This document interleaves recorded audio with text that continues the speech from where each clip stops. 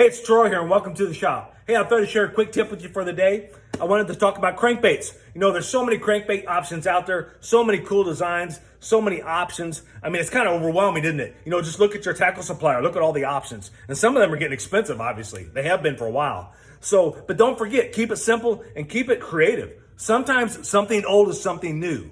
What I'm talking about is, check this out. Recognize what that is?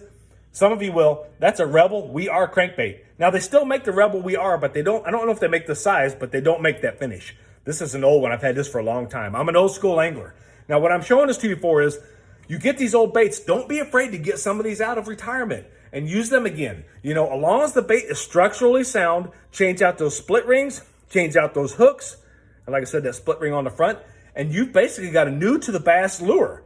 You know, they haven't seen this yet. They're seeing everybody else's 5 or 6 or 20 options. They're not seeing this option because that's not available. So now you got a new lure basically to the bass. That's what counts. Do you want it to look pretty to you, or do you want it to look catching to the bass? So, you know, I mentioned before where sometimes I'll airbrush some of my newer crankbaits to match colors of older crankbaits.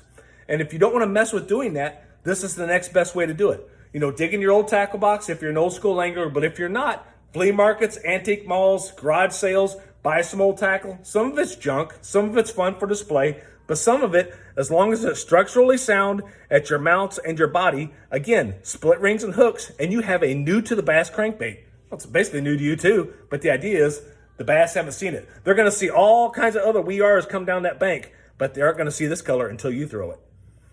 Just a tip for the day. Have a good one. Happy fishing.